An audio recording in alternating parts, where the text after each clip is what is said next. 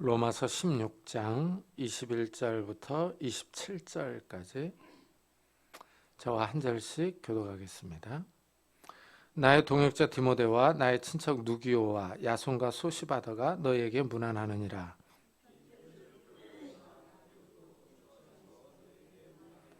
나와 온 교회를 돌보아주는 가이오도 너희에게 문안하고 이 성의 재무관 에라스도와 형제 구이도도 너희에게 문안하느니라.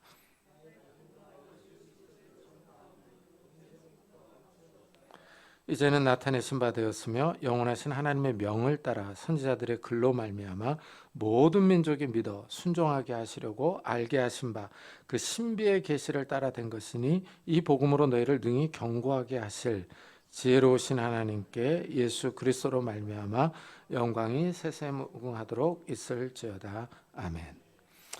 어느덧 이제 로마서의 마지막 부분을 읽고 이제 설교를 합니다. 이 마지막에서 이 사도 바울이 인사를 또 해요. 여기 21절부터 23절까지 보면은 이 바울의 마지막 인사가 나오는데 바울의 동료들과 함께 인사를 하고 있는 거예요. 근데 여기서 이제 눈에 띄는 인물이 이 디모데죠, 디모데. 이 디모데는 이 바울이 2차 전도 여행을 시작할 때 디모데를 만났어요. 이 아버지는 헬라인이고 어머니가 유대인이죠. 그래서 혼혈입니다. 이 바울이 디모데를 데리고 2차 전도 여행을 떠난 거예요. 그러면서 이제 디모데가 이 바울에게 중요한 동역자가 됩니다. 이 바울이 쓴 13개의 서신들 가운데 6개나 디모데가 공동 저자로 나올 정도입니다. 그만큼 바울에게 중요한 이 사역자, 동역자가 되었죠. 특히 사도 바울이 디모데에게 쓴 디모데 전후서요. 이 디모데 전후서를 보면은 바울은 디모데를 가리켜 아들이라고 부를 정도로 이 친밀한 관계에 있었다 하는 것을 알 수 있어요. 특히 이제 바울이 에베소에 디모데를 남겨놓고 교회를 돌보게 했죠. 그래서 이 디모데가 에베소 교회의 2대 목회자가 되어서 목회를 하는 이런 모습을 볼 수가 있습니다. 그래서 이제 이 디모데 전후서를 읽어보면은 에베소 교회 목회자로서 어떻게 행동해야 할지를 사도 바울이 설명을 해줘요. 그래서 이 디모데 전후서는 아직도 많은 성도와 목회자들에게 이 교훈을 주고 있는 모습을 봅니다. 그 뒤로 이제 쭉 여러 동역자들이 나오는데 그 중에 이제 가이오가 이제 좀 특별하죠. 왜냐하면 바울과 교회를 돌보아 주었다고 말하기 때문이죠. 이 바울의 전도 사역의 후원자, 이 후원자로 아마 숙식을 제공했을 겁니다. 더 나아가 가이오는 고린도 교회를 돌보아 주는 주인이었을 겁니다. 그 당시는 이 지난주에도 말씀드렸듯이 이 가정집에서 성도들이 모여서 예배를 드렸어요. 그러니까 아마도 이 고린도 교회에 이 예배 처소를 제공한 이런 사람이었다라고 하는 것을 알 수 있습니다. 그러니까 그때 당시에는 한 6, 70명씩 모여서 예배를 드렸거든요. 그러니까 이 가정집이 아무리 커도 더 많은 인원을 수용하지 못하지 않습니까? 그러니까 이제 교회가 커지면 여러 군데로 나뉘어서 이렇게 예배를 드렸던 거죠. 근데 한번 생각을 해보세요. 6, 70명이 그 자기 집에 와서 예배를 드려요. 그러니까 그 많은 사람을 위해서 집을 개방하는 거예요. 성도들을 섬기는 거예요. 이게 쉽지 않은 일이죠. 그런데 가이오가 이런 일을 기꺼이 했던 겁니다. 이것을 보면은 정말 헌신된 사람이었다 하는 것을 알 수 있죠.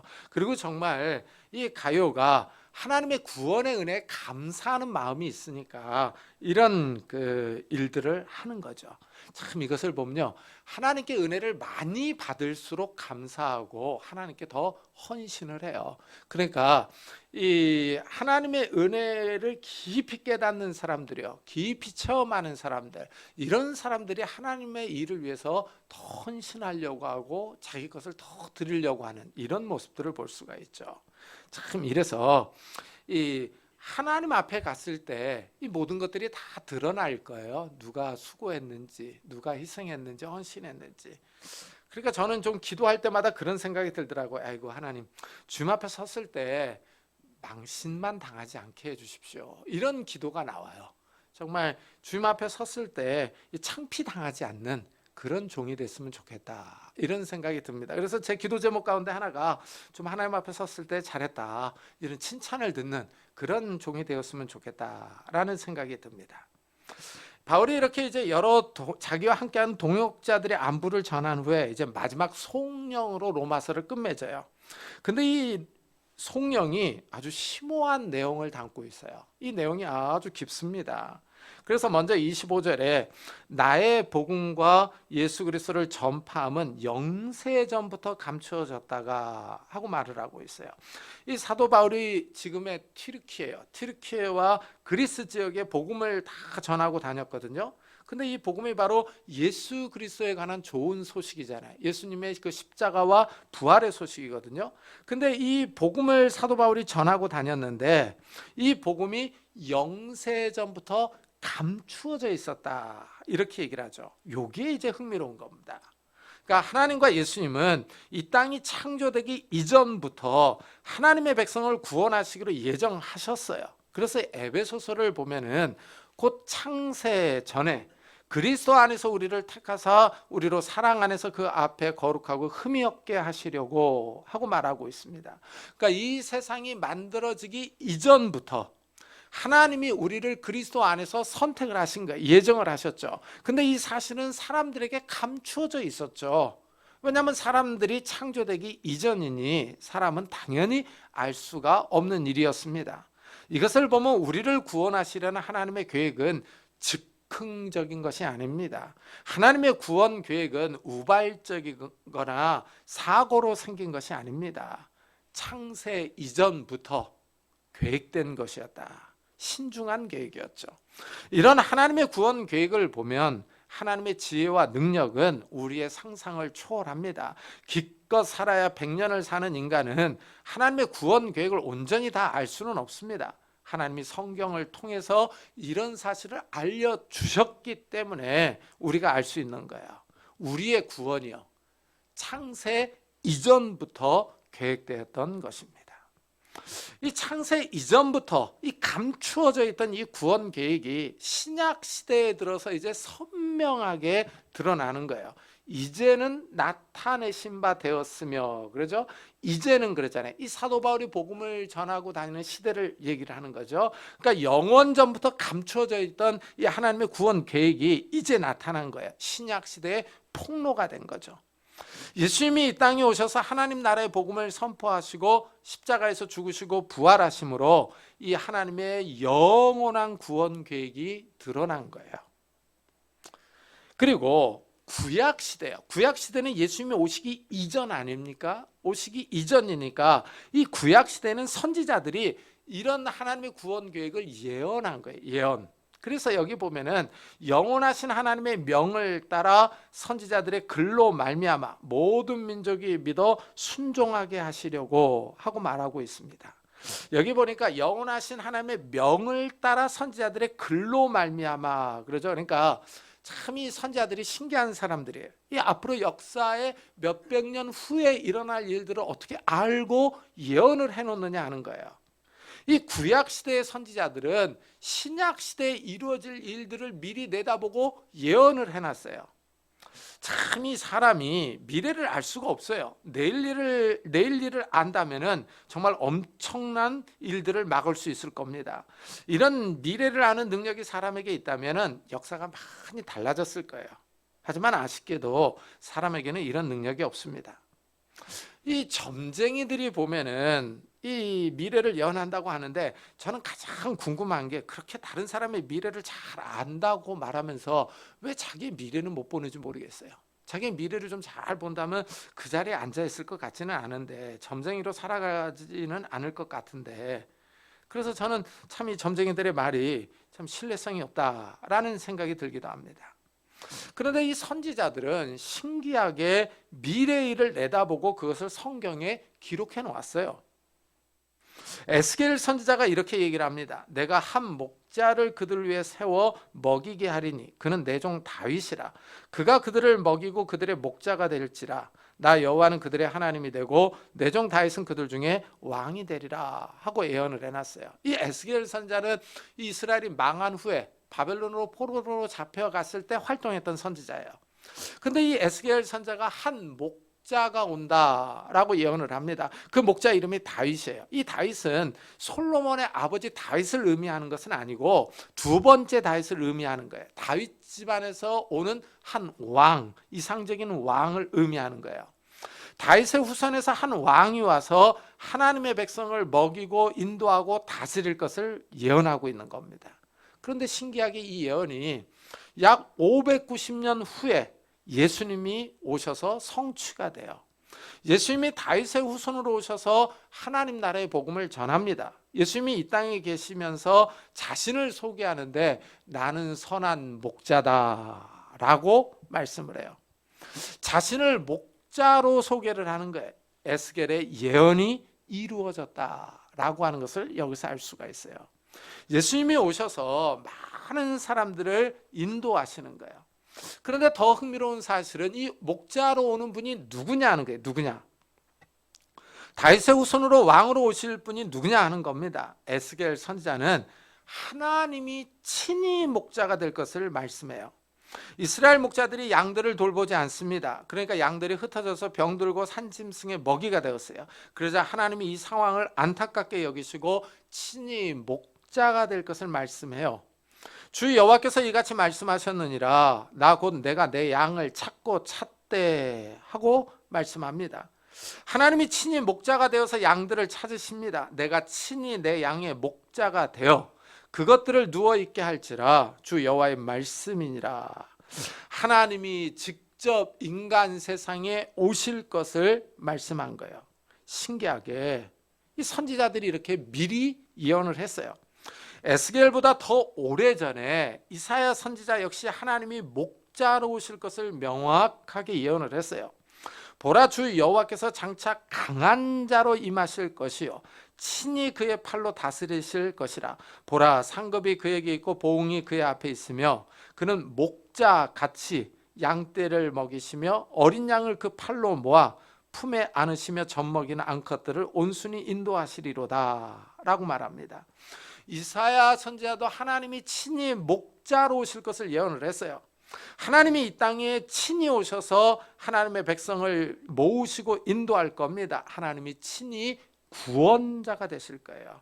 이 예언이 정확하게 예수님께 이루어지는 겁니다. 이런 예언은 선지자들 개인이 한 것이 아니에요. 하나님의 명령에 따라 이루어졌다고 그러죠. 사람이 이런 예언을 고안한 것이 아닙니다. 몇백 년 후를 내다볼 사람은 없습니다. 그러나 미래의 역사를 아시는 하나님이 선지자들에게 예언하라 하고 명령하신 거예요. 이래서 선지자들의 예언이 정확합니다. 사람은 미래를 알지 못해요. 내일 일도 모르는데 어떻게 100년, 200년 후의 일을 알 수 있겠습니까? 하지만 하나님은 미래를 알고 계십니다. 역사의 끝을 알고 계세요. 역사를 시작하시는 분도 하나님이십니다. 또한 역사를 끝내실 분도 하나님이세요. 하나님이 역사를 운행하시며 섭리해 나가십니다. 이렇게 하나님의 명령을 따라서 선지자들이 예언을 하고 글로 써놓은 거예요.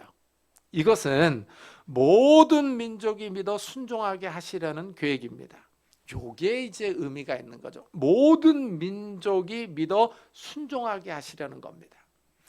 이 구원 계획이 담겨 있는 하나님의 말씀은 처음에는 이스라엘의 전유물이었죠. 그러나 역사가 흘러가면서 신약 시대로 접어들면서 하나님의 말씀이 이방인들에게도 열리는 거예요. 모든 민족에게 열리는 겁니다. 이사야 선지자가 장차올 메시아 구원자를 예언합니다. 하나님이 친히 인간의 몸을 입고 이 땅에 오실 것을 말했어요. 그런데 이 메시아를 환영하는 사람들이 이방인들이라고 밝히고 있어요. 이 점이 아주 신비롭습니다. 이사야서 42장 1절부터 9절은 장차올 메시아를 예언하는 본문이에요. 고난받는 여호와의 종이 올 것을 말합니다. 그런데 이 흥미로운 점은 이 고난받는 종이 이방인들을 위한 종이에요. 이방인들과 밀접한 관련이 있습니다. 여호와의 종을 바라보는 사람들이 이방인이에요. 내가 붙드는 나의 종, 내 마음에 기뻐하는 자, 곧 내가 택한 사람을 보라. 내가 나의 영을 그에게 주었은즉 그가 이방의 정의를 베풀리라 라고 말을 합니다. 여기 보니까 나의 종이 온다는 거예요. 하나님 기뻐하시고 선택한 종이 온다는데 나의 종이 옵니다. 여호와의 종이 와요. 근데 여호와의 종이 와서 이방의 정의를 베푼다 그러죠. 이방에. 요게 이제 의미가 있는 거죠. 이스라엘에게 정의를 베푸는 것이 아니라 이방의 정의를 베푼대요. 이 점이 아주 특이한 거예요. 이 구약 시대의 이방인들은 하나님의 백성이 아니에요. 이방인은 부정한 백성으로 하나님께 가까이 갈 수가 없습니다. 그런데 장차 올 메시아가 이방인들에게 정의를 베풀어요. 장차 올 메시아는 이스라엘만을 상대로 사역하지 않습니다. 온 세상을 향하여 사역을 해요. 그래서 이사야가 또 그 다음에 이렇게 예언을 해요. 그는 쇠하지 아니하며 낙담하지 아니하고 세상의 정의를 세우기에 이르리니 섬들이 그 교훈을 앙망하리라. 다시 장차 올 메시아는 세상의 정의를 세웁니다. 이 세상은 이스라엘을 포함한 온 세상이죠. 이방인들이 포함되어 있습니다. 이래서 섬들이 여호와의 교훈을 앙망하는 거예요. 세상 나라들이 여호와의 말씀을 사모하고 기다리는 겁니다. 자, 창세 전에는 이 하나님의 구원 계획이 감추어져 있었어요. 감추어져 있었는데 구약 시대에는 이 하나님의 구원 계획을 선지자들이 예언을 하는 거예요. 선지자들에 의해서 밝혀집니다. 그런데 그 하나님의 구원 계획이 이스라엘만을 위한 것이 아니에요. 이스라엘을 넘어 전 세계로 나아갑니다. 이방인들도 구원의 자리에 초청을 받아요. 이것이 은혜죠. 왜냐하면 우리가 포함되니까 그렇죠. 자, 이렇게 이제 창세전에는 감추어져 있다가 구약 시대에 이렇게 예언된 이 구원 계획이 사도 바울의 복음 선포를 통해서 온 세상에 알려지는 거예요. 이래서 사도 바울이 이 복음을 이방인들에게 다 전하고 다닌 거예요. 모든 민족으로 믿어 순종하게 하려고 한 겁니다. 이래서 사도 바울이 아시아와 소아시아 지역과 유럽 지역을 다 다니면서 복음을 전하고 다닌 거예요. 이게 바로 하나님의 구원 계획이라는 거죠. 이것을 그 신비의 계시로 부르고 있어요. 그 신비의 계시를 따라 된 것이니 이 복음으로 너희를 능히 경고하게 하실 것을 말합니다. 이 신비의 계시라고 하는 말이에요. 이 비밀의 계시, 계시의 비밀이라는 겁니다. 이 계시가 비밀이라는 거. 이 계시가 뭐냐? 복음이에요, 복음. 그러니까 이 비밀이요, 복음이 역사가 진행되면서 알려진 거죠. 창세전에는 감추어져 있다가 구약 시대에는 선지자들에게 의해서 예언되었다가 이제 예수님이 이 땅에 오심으로 하나님 나라의 복음이 폭로되기 시작하는 거예요. 그러면서 이것을 사도 바울이 이방인들에게 다 전하고 다닌 겁니다. 그래서 이 계시의 비밀이요, 이 비밀이 온 세상에 퍼져나가면서 하나님의 구원 계획이 드러나는 겁니다. 참 재밌지 않습니까? 비밀이라고 하는 표현을 쓰고 있어요. 이 비밀은 아는 사람만 아는 거예요. 비밀은 다른 사람이 알지 못하는 정보입니다. 그런데 이 비밀은 하나님의 계시의 비밀로서 복음으로서 공개적이에요. 온 세상 사람들이 다 듣도록 하나님의 종들이 이 계시의 비밀을 다 전하고 다닙니다. 이게 또 재밌죠. 그래서 보면 각 교회들마다 이 목사들이 다 이야기를 해요. 복음을 얘기를 하고 하나님의 이 계시의 비밀을 말을 합니다. 설교를 하죠. 이 복음을 믿고 나오는 사람들이 구원을 받는 거예요. 하나님이 하시는 일이 참 신비롭습니다. 이방인들을 하나님의 구원으로 부르십니다. 근데 이 복음, 이 계시의 비밀, 말씀을 통해서 이방인들을 초청하시는 거예요. 이 말씀을 듣고 믿는 사람들을 구원의 자리로 인도하시는 겁니다. 이래서 일단 하나님의 말씀을 들어야 되는 거예요. 하나님의 말씀을 듣는 자들이 복이 있습니다. 그러나 진정한 복은 그 말씀을 듣고 지키는 자들이 복이 있는 거예요. 여기에 하나님의 지혜가 나타납니다. 이래서 사도 바울은 지혜로우신 하나님으로 불러요. 복음의 말씀을 듣고 반응하는 사람들에게 하나님의 지혜와 능력이 나타납니다. 참 이게 재밌죠. 어떤 사람은 이 복음의 말씀을 듣고 무시해요. 어떻게 로마의 법정에서 정치범으로 정죄받은 사람이, 중죄인들이 받는 십자가 처형을 당한 사람이 우리를 구원할 수 있느냐 하면서 비웃습니다. 근데 재밌는 사실은 이 복음의 말씀을 듣고 거부하는 사람들 가운데 지식인들이 많아요. 똑똑한 사람들이 더 잘 믿어야 될 것 같은데 똑똑한 사람들이 더 복음의 말씀을 거부합니다. 이 세상 학문은 높아서 가방끈은 깁니다. 그런데 하나님의 말씀을 듣고 이해할 수 있는 능력이 부족합니다. 영적인 분별력이 없어요. 예수님이 복음을 전할 때 여인들, 어부들, 병자들, 세리들, 창녀들이 받아들였어요. 세리들. 그러니까 사회의 똑똑한 사람들보다는 낮은 신분의 사람들이 더 복음을 잘 받아들였습니다. 근데 이것은 복음이 전해지는 곳곳마다 이런 현상들이 많이 일어나죠. 세상 학문은 짧지만 하나님의 구원 계획을 듣고 이해하는 데는 민감한 거죠. 이래서 사도 바울이 고린도전서에서 이렇게 얘기를 해요. 하나님의 지혜에 있어서는 이 세상이 자기 지혜로 하나님을 알지 못함으로, 그러니까 이 세상 지혜로는 하나님의 지혜를 알지 못한다고 합니다. 하나님께서 전도에 미련한 것으로 믿는 자들을 구원하시기를 기뻐하셨도다 그래요. 하나님이 사람들을 구원하는데 전도에 미련한 방법을 사용하는 거예요. 흥미롭게도 전도를 미련한 것이라고 합니다. 이 전도라는 말은 캐리그마, 그래서 선포, 설교의 뜻이에요. 하나님의 종들이 하나님의 말씀을 설교합니다. 듣고 믿는 사람들은 구원받습니다. 그러나 이 설교를 듣고 비웃는 사람들이 있어요. 고대나 현대나 믿지 않는 사람들이죠. 바울은 그 당시에도 이렇게 듣고 믿지 않는 사람들이 있었다라고 얘기를 해요. 유대인은 표적을 구하고 헬라인은 지혜를 찾으나 우리는 십자가에 못 박힌 그리스도를 전하니 유대인에게는 거리끼는 것이요 이방인에게는 미련한 것이로되 오직 부르심을 받은 자들에게는 그리스도는 하나님의 능력이요 하나님의 지혜니라 라고 말을 해요. 그러니까 이 복음을 듣고 받아들이는 사람들에게 이 그리스도는 하나님의 지혜요 능력인데, 우리를 구원하는 하나님의 능력인데 이 말씀을 믿지 않는 사람들이요, 믿지 않는 사람들에게는 미련한 것이다 라고 말을 하고 있습니다. 너무 대조를 보이고 있지 않습니까? 하나님의 지혜가 신비롭습니다. 하나님이 복음 선포를 통해서 하나님의 백성을 구원의 자리로 부르십니다. 그런데 이 복음의 비밀이 지금은 활짝 열려져 있는 시대예요. 우리가 말씀을 듣고 믿는 것이 은혜입니다. 근데 성경을 읽어보면은 이 구원의 말씀이 닫히는 때가 있다고 합니다. 이 은혜의 시대가 닫히는 때가 있어요. 이 은혜의 시대가 닫히기 전에, 구원의 시대가 지나가기 전에 아직 믿지 않는 부모님들, 가족 식구들을 위해서 더 기도해야죠. 더 기도하고 전도해야 되는 겁니다. 참 이 구원의 이 문이 활짝 열려 있는 이러한 때에 하나님을 찬양하면서, 나를 구원해 주신 것을 감사하면서 우리 주에 믿지 않는 사람들에게 더 그들을 위해서 기도하며 전도하는 이런 성도님들이 되시기를 예수 그리스도의 이름으로 축복합니다.